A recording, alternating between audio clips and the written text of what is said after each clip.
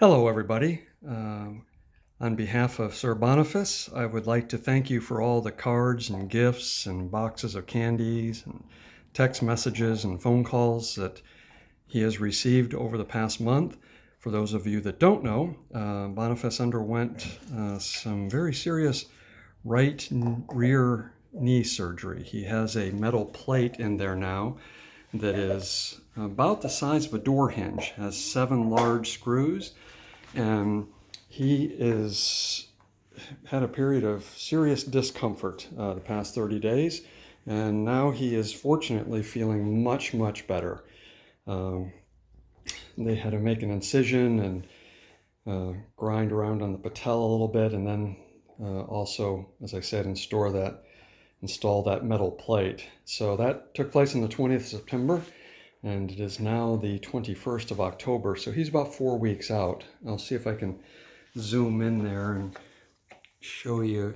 It's healed up very well. Now the past week was very difficult. He had a lot of swelling, and he wasn't willing to walk on that leg. In fact, whenever I try to get him to, he would voice vociferous protest on that.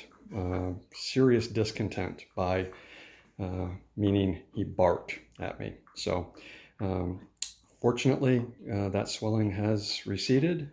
Staples came out this week. He had an x-ray, and the hip is in good shape, and knee looks like it's coming along pretty well. Now, as you can imagine, for a strong 75-pound bulldog, sitting around is pretty tough. Now, if you know me, then you know my dog.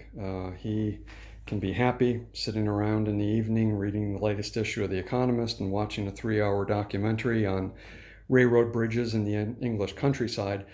But as a 5-year-old young fella, he really wants to get out and run around and play tug of war and go for long walks and things like that. So there's been times where he's just been champing at the bit to get out, and as I say, he would lodge protest with me if he were feeling that he was consigned to being inside so much. So